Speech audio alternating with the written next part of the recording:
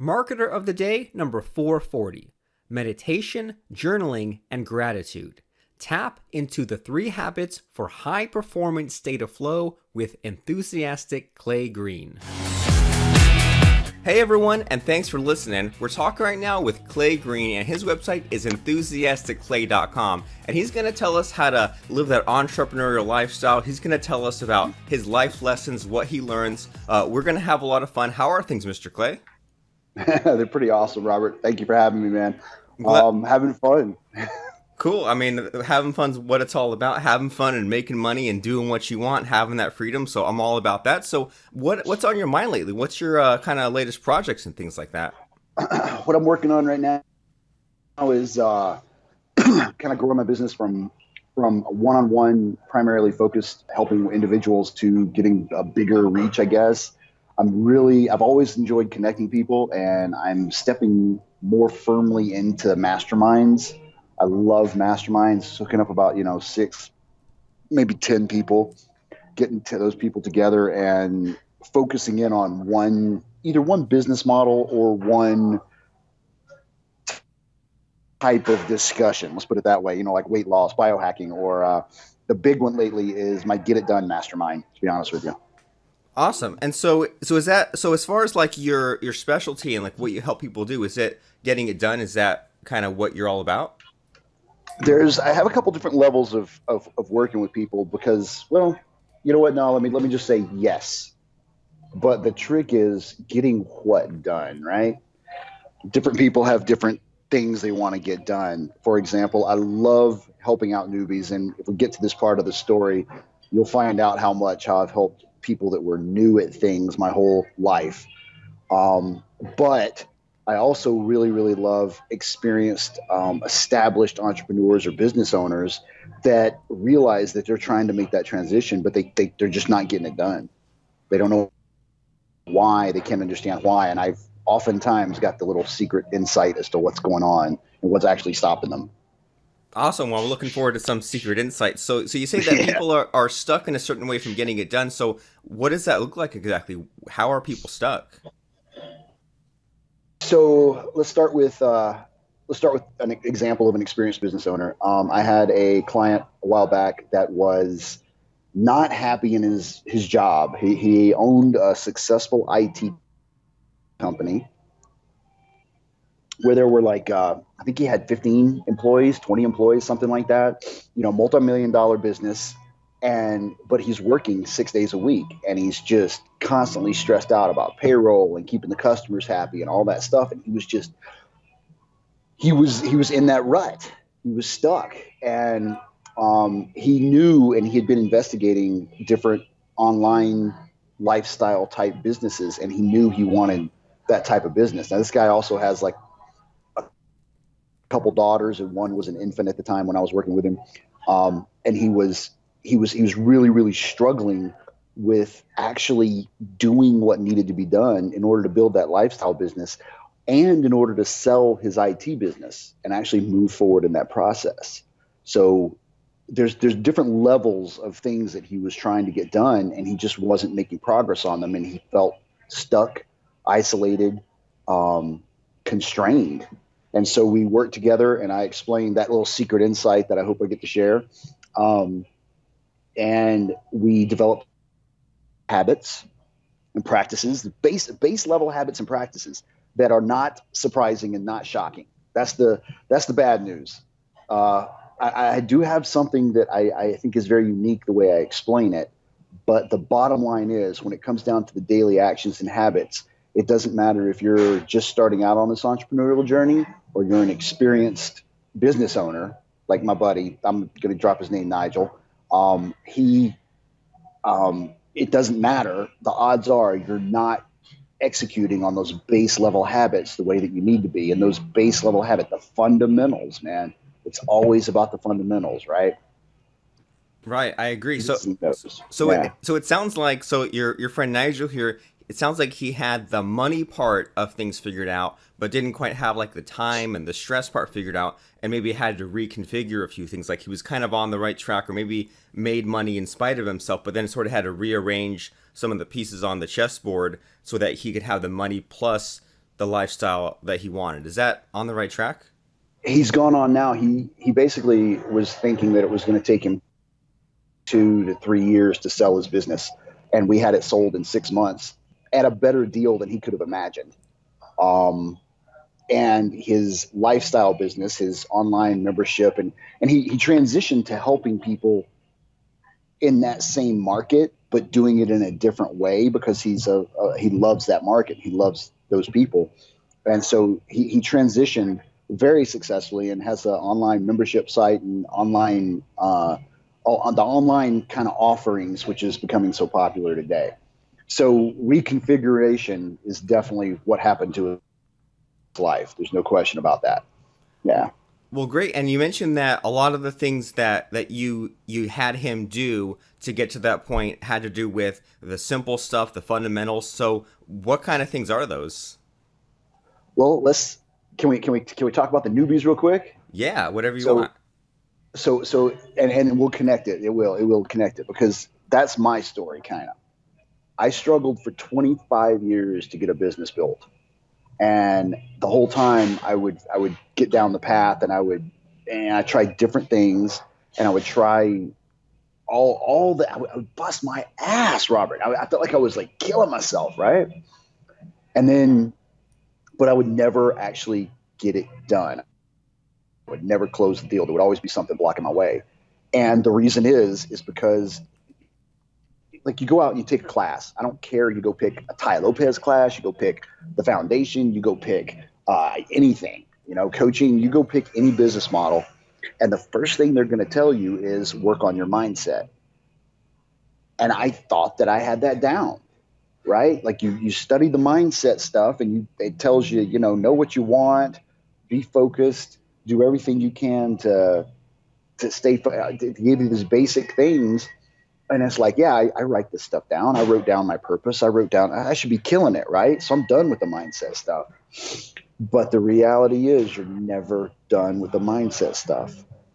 And so I learned a few lessons, and those lessons were not easily learned. And that goes back to why I love helping newbies. Um, I I tend to learn things really, really well, which gives me the ability to explain them really, really well to a wide variety of people, a wide, diverse audience. And that's what it took me 25 years plus some significant incidents in my life, which we can talk about if we want to learn these lessons. And so the newbies out there, the people that are just starting to build their business, I assure you, you are not spending enough time focused on your mindset. The experienced entrepreneur that knows that he's spent the time on his mindset, I assure you, there's a tweak or an adjustment that needs to be made on what you're doing in order to level yourself up, because it always comes back to that foundational habit around mindset. That's why I was looking forward to talking to you, because you have so much content on mindset. I'm excited about that.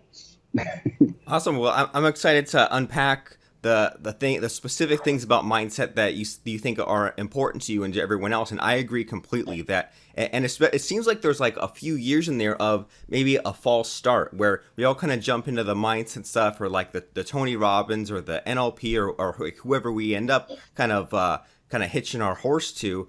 We end up going into that mindset stuff, and we like learn all this stuff, and we're like, great, I finished the book, I finished the course. And then it seems like it sticks for maybe at least for me, it stuck for a couple of months, and then I fell right back into the old habits for a couple of years until I realized that, just like you said, like I'm not done. Even if I think I know everything, that's a surefire sign that I don't know everything. So I need to be doing some of those daily habits. And even if we learn the same lessons again, or we hear it said differently, it still helps us to get out of whatever kind of day-to-day situation that we're in. So I agree completely. So as far as the mindset stuff, is there anything specific that you like to focus on, or that jumps out Oh at you yeah. lately?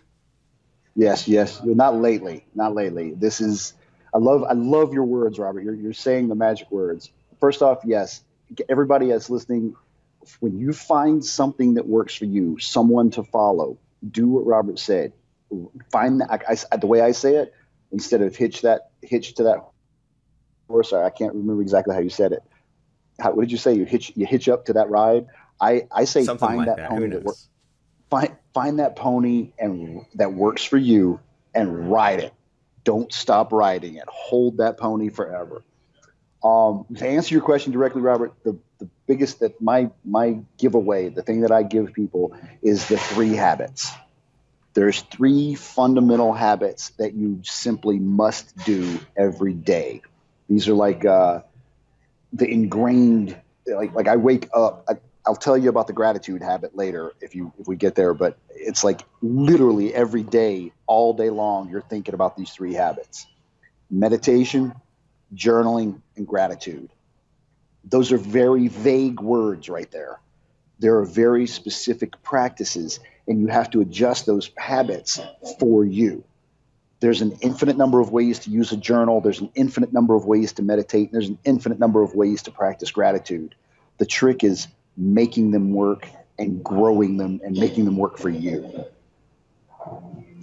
Well, great. So those three things: meditation, journaling, and gratitude. Like those are things that, like you said, they get kind of thrown out there, and maybe people have the already pre-existing assumption on what using Oh, those yeah. kind of habits are like. So I'm curious about. So I mean, the first one, meditation. What's your specific take on meditation? Step number one, if you are not meditating every day, I'm sorry, cleared the throat there. Step number one, if you're not meditating every day, start. I don't care what tactic, I don't care what technique. Use that magical, wonderful device we have called the internet, Google and YouTube, and find something to dedicate 2 to 5 minutes a day, 2 to 5 minutes in the morning, 2 to 5 minutes in the evening. But start and do not stop. Period. That's my first take on it. That's number one, because that's the hurdle most people face. They look at me and they say, "Well, I tried meditation and there's no benefit. I didn't realize any benefit." I no. Don't look for a benefit. Don't don't worry about any benefit. Start. Once you start, then the trick is to grow it. And you're going to find out after, maybe it takes 3 months, maybe it takes 6 months. And again, Robert, I can talk about how I have ADD, ADHD, and how I had to start meditation. But once you start, then you can grow it. Once you start growing it, then you can start adjusting it for your lifestyle, for your desired output. I don't know if your audience, or if you've recommended this, or if you've read this book yet, but have you read the book Stealing Fire? No, never heard of it even. What? Oh, Robert, I'm sorry. I say it probably like 100 times a day. That's why I'm surprised. I'm sorry. Okay. Get get that book. Period. Find that book. Get that book. Read that book. That book describes. Um, I'm gonna ramble here for a second. One of the things that happened to me when I was in my journey, and it happened about 5 years ago now, is I was riding my motorcycle and I was going about 85 miles an hour, and a deer came out of the woods and hit me really hard. And I did not crash. I should have crashed. At the point, long story short, I can analyze, I have pictures, I can analyze the crash scene, but I didn't crash. There's no way I didn't crash. So I was kind of dumbfounded. I freaked out. I was like, how did I not crash? This does not make sense. A couple days later, I found a book called The Rise of Superman. That book is by a man named Stephen Kotler, Kotler. He explained in The Rise of the book, and he explained how I did not crash. The reason I did not crash is because I was operating in a state of flow. I could go into all kinds of gory detail about the state of flow, but let's kind of fast forward a little bit here. All right. The state of flow is a physical way your brain is operating. They can hook you up to biofeedback monitors now and say, yes, you're in a state of flow, and they can even calibrate how deep in a state of flow you are. This is all new stuff in the last 5 to 10 years with fMRIs and all that.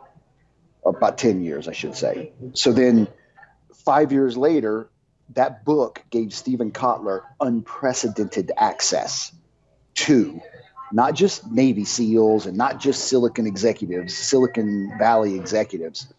That book gave Stephen Kotler access to the founders of Google. He's hanging out with the boys, okay? Not just SEALs, but SEAL Team 6, the top 100 operators on the planet. He's hanging out with those guys, learning what they do and understanding what they're doing. And this is the U.S. government dumping money into their brains. These are people that have been in operators, killers, the best in the world for 15 to 20 years of their lives, and they finally make it to this top echelon. And they're now like the elite of the elite. And what do? They have this thing called the brain gym. And he talks about it. And he describes the different practices that they do, some not even in detail, but some of the things they do in order to make it possible for them to learn to master a language in 6 weeks. Not become fluent in it, master a language in 6 weeks to appear as a local. These guys are incredible. And it all comes down to how your mind is wired. And that, ladies and gentlemen, is why you must start meditating. Because eventually, once you start meditating, in Stealing Fire, which is the next book by Stephen Kotler, he describes the different ways to put yourself into a state of flow. The obvious one, hop on a motorcycle, jump off a building in a wingsuit, go skydiving, put yourself in a life and death situation, and guess what? You're going to get put into the state of flow. Go start a gunfight. You're gonna get put into a state of flow. Another one that's happening right now that you may have heard about, Robert, is microdosing. Microdosing LSD and MDMA and other psychotropic drugs. They are doing that in Silicon Valley a lot. A lot of executives and higher ups in Silicon Valley, owners, CEOs, that kind of thing, are doing that because it puts them into this state of flow instantly. And it's a pill. It's literally like the movies. Like there's a couple movies that have been released like that. I think one of them was called Limitless. But there's another way.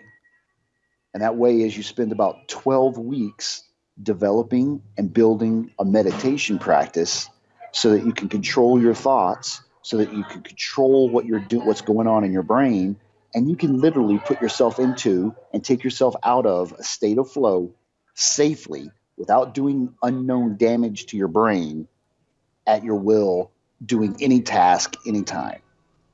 I loved when I read that. I read that book about 2 months ago, maybe 3 now.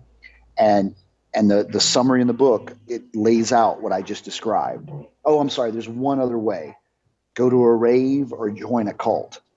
If you join a cult and go to a rave where the music's thumping and everybody's dancing and all that stuff, you can put yourself in a state of flow that way as well.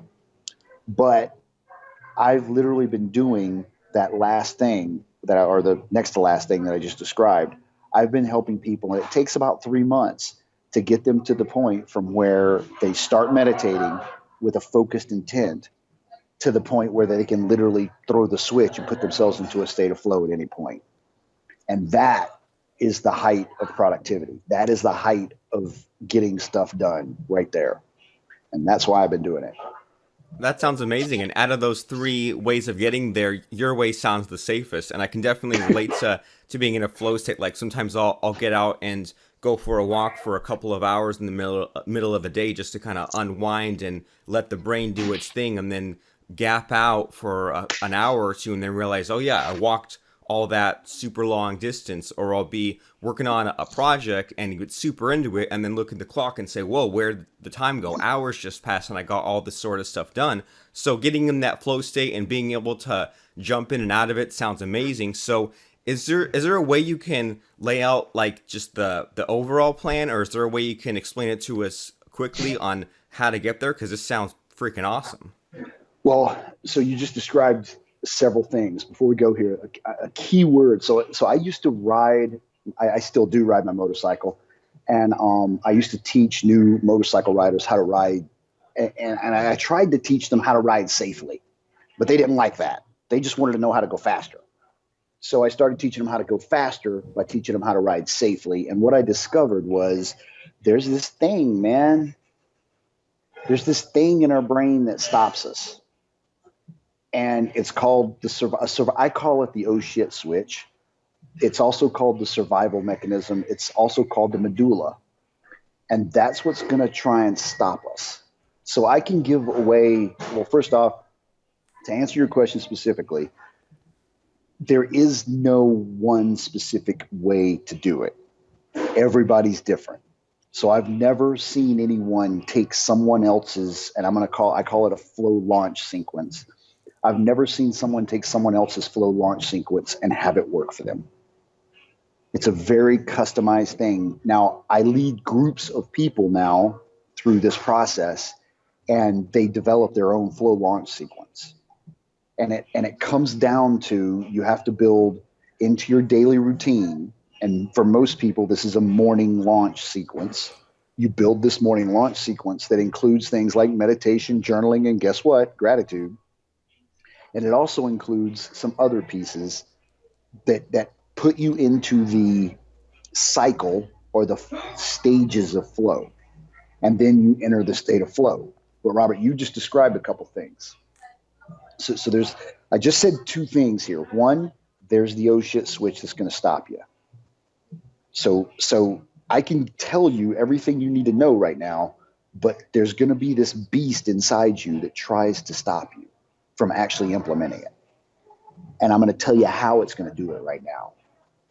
You pointed out safely.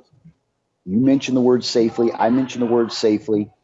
For example, with microdosing, they do not know what the long-term effects are. They have not done enough research to what that is actually doing to the brain.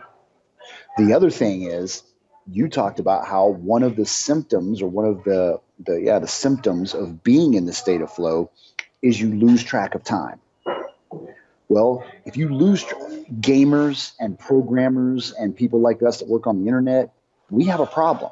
If we sit there and we work on our computer or we hold that game controller for hours and hours and hours and hours, we are literally hurting our bodies. Ergonomically, not good. Guarantee your ergonomics are not good. I know mine aren't. And then you get into the fact that you're just sitting there sedentary for hours and hours and hours. So the key operating thing is safely.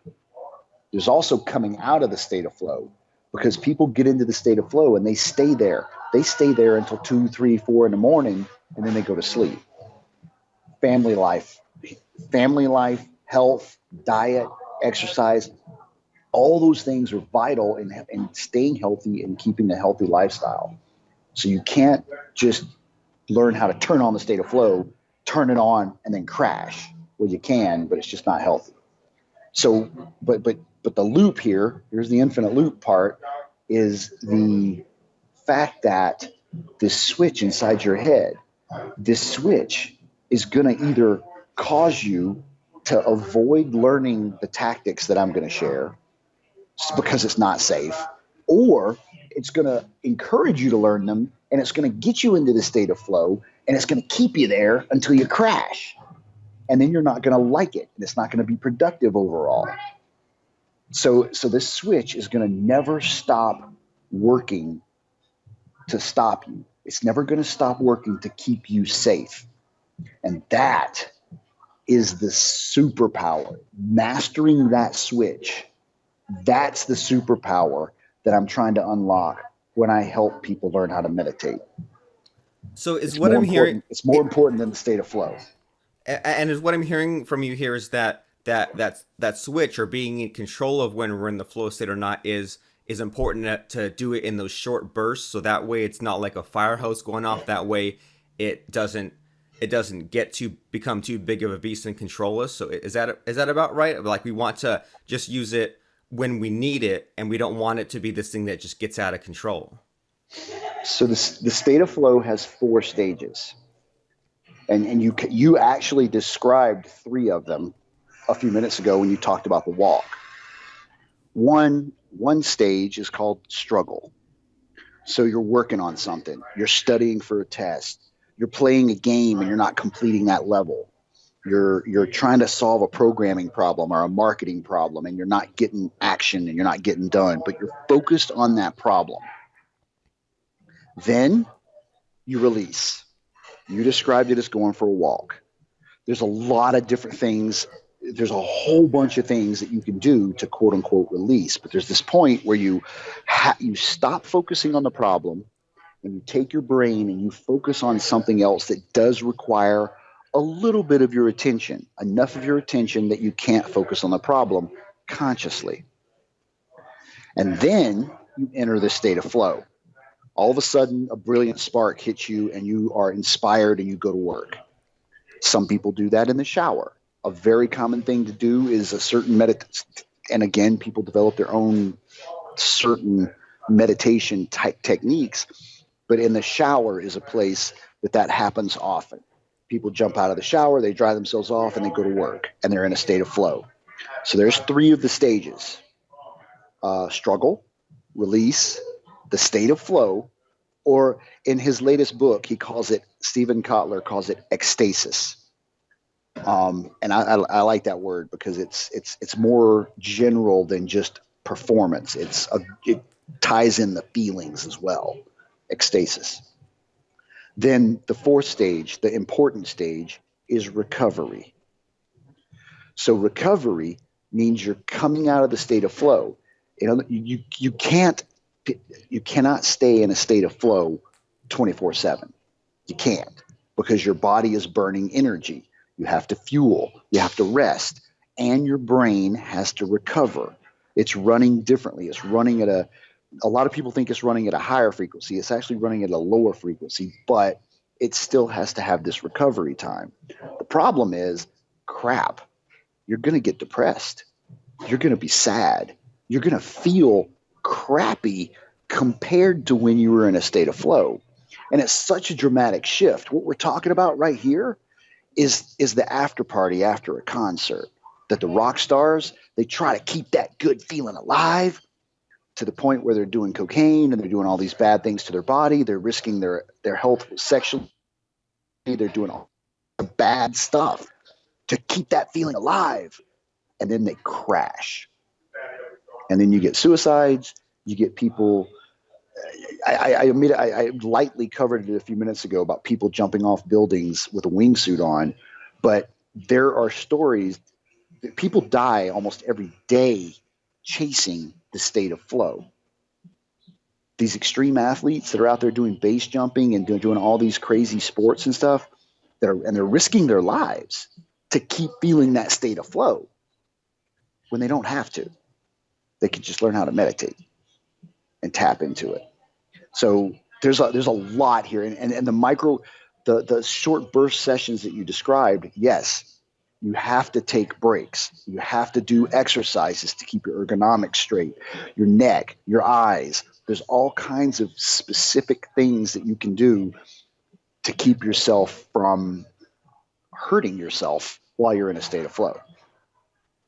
And I can definitely, yeah, I can relate to a lot of that. Maybe not to the point of suicide or drug use, but definitely if I have to be super focused and super into it and have my head in the game, and I do like a webinar or something, when I hop off that webinar afterwards, so it's like I was going 200 miles an hour. Now I have to slow down to 10 miles an hour. And it's kind of a weird feeling. I can definitely relate to that feeling of like being a little depressed, but then also thinking like, all right, well, maybe I'll keep the party going, or maybe I'll like drink a bunch of caffeine and like do some more stuff. And like, yeah, there was definitely one time a couple of years ago when I did all these like back-to-back webinars with people. It was like 13 hours of webinars. And then afterwards, I went out for dinner and came back and like spoke out a book. I spent like 90 more minutes speaking out a book. And it was just like, I was like riding the wave, and I didn't want to, in a way I didn't want it to end. And it was just coming out of it definitely was a super weird feeling. But like you said, just need to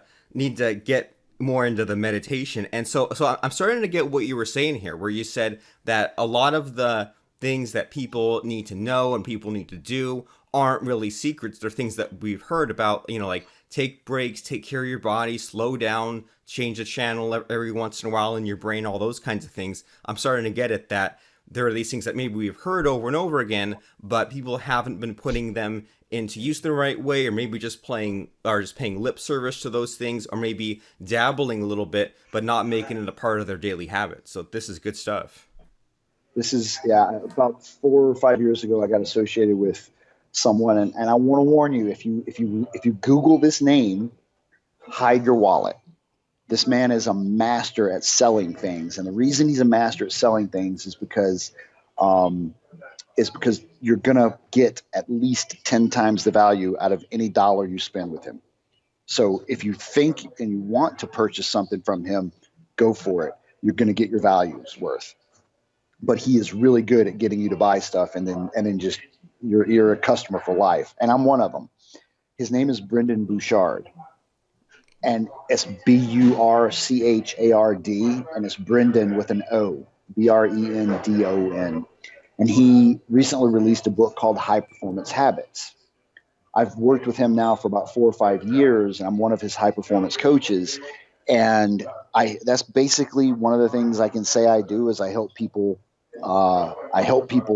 master high performance. Well, he has his habits and the way that his content, the way that he puts it out, as far as specifically his high performance habits, are directly supportive of building yourself a flow launch, a flow landing, and work and having a day where you work in the state of flow. But like you said, the trick is intentionally deciding to manage your mind so that you can manage your day. So my 3 habits of meditation, journaling, and gratitude, those are the foundation. I typically spend about 3 months working with people, making sure and dialing those habits in, just to make sure that they can control their minds so that they can control their days. Then you get to pick and choose the habits that you implement. And it's magic. I love it. That's pretty powerful. Control your mind so that you can control your day. And we're starting to go a little bit over time here. I want to make sure in a couple of Uh-oh. minutes that we make sure that everyone knows where your stuff is and what kind of things we can check out. But as we're winding down here, are there any final secrets that you want to cram in before we run out of time? Final secrets. In case anybody missed it, start meditating today. And There's so and there about is that, is there a favorite kind you like? Like, do you like the guided meditation, or so do a quick search on YouTube or something like that? there I could there's apps. I just found a couple apps. Test. Am I still here? Still here. Okay. I just want to make sure I went to my I'm on my phone, and I went to my apps page here. One app that I've recently found, and I know the guy that built this app, and it's a pretty nice app. It's called Relaxation One. Another app that I really like, that I'm really personally enjoying, is Insight Timer. And there's all kinds of ways that you can use that. There's Headspace. There's Amvana.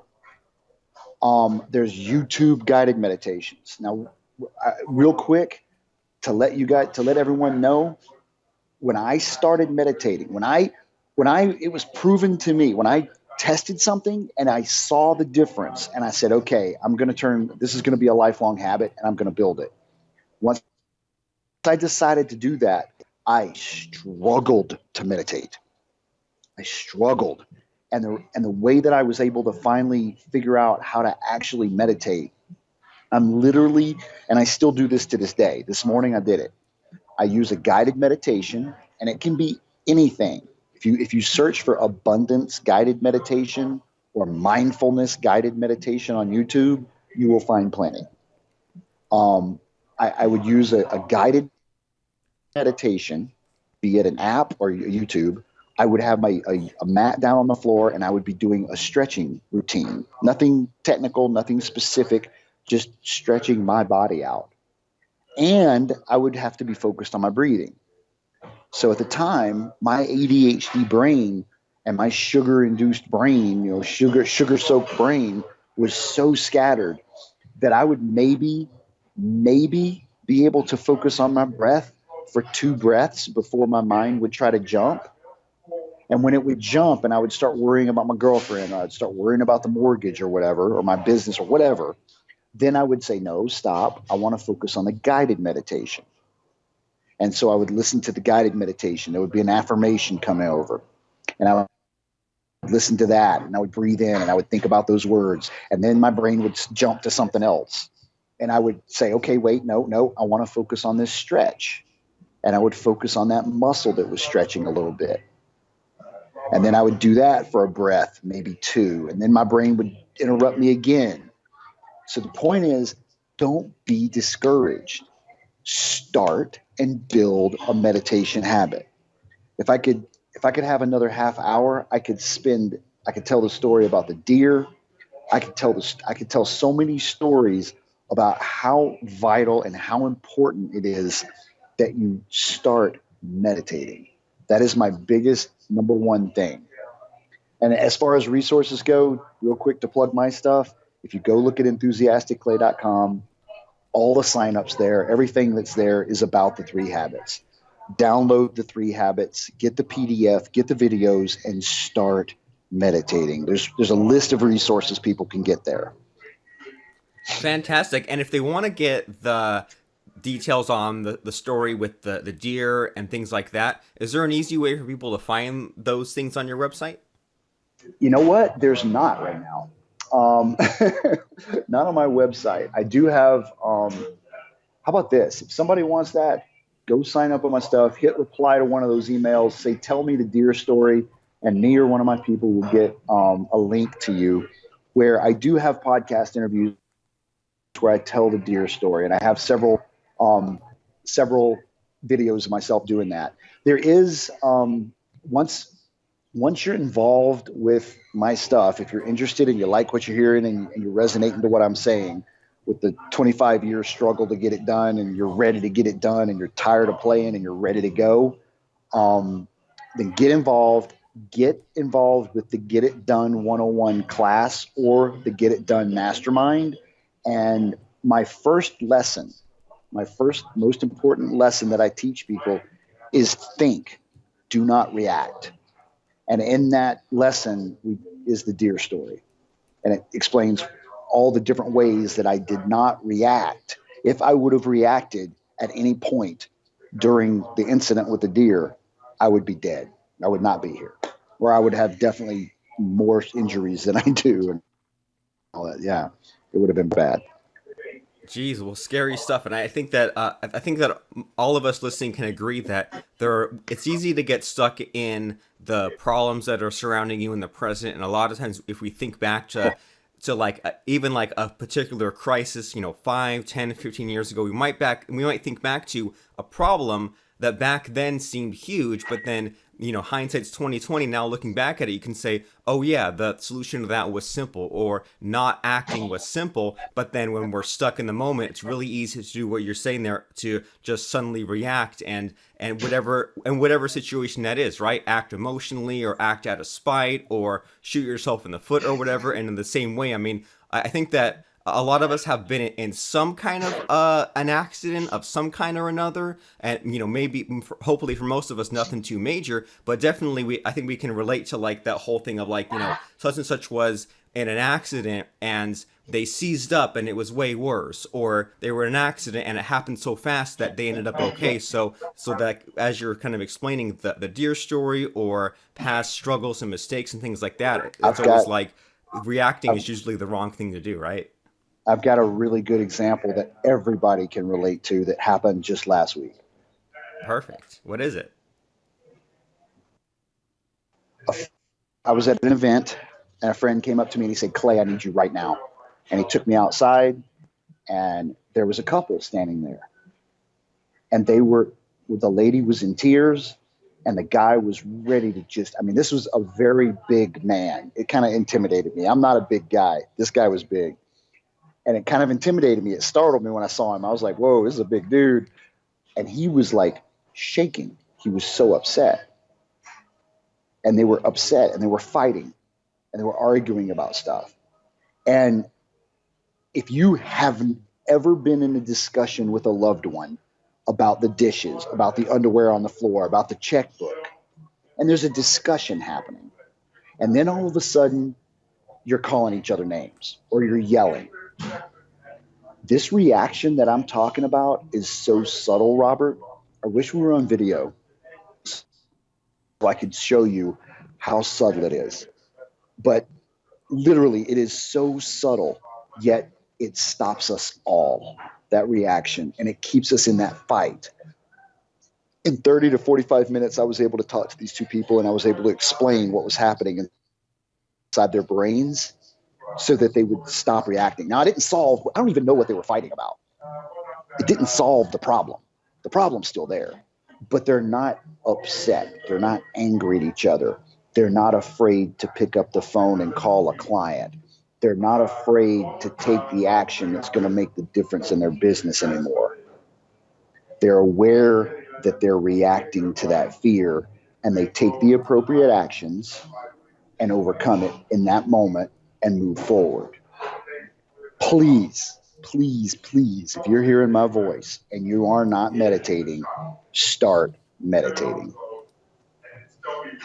Fantastic. Well, great advice for anyone out there who wants to break that pattern, get that awareness, and move forward. Make sure that you adopt those 3 habits: meditate, journal, and express gratitude. And make sure you go to enthusiasticclay.com and sign up and check out that Get It Done one-on-one class and mastermind. Because, I mean, you're listening to this episode, you've gotten this far, you know that things need to change. You know that you always need to do whatever it takes to up your game or avoid future problems before it happens, or just make the best life decisions possible. So go right now to enthusiasticclay.com, check out what's there to get your head right, to get your actions right, get your future right, and you'll be glad you did. So we'll see you there. And thanks, Clay, for stopping by. Robert, thank you, man. It's been fun. Holla anytime. I would love to come on and talk about the deer story, man. It's an exciting story. Awesome. We got to have you back for the sequel. Awesome. Thanks for listening to today's program. Start from the beginning or view past episodes at marketeroftheday.com/episodes.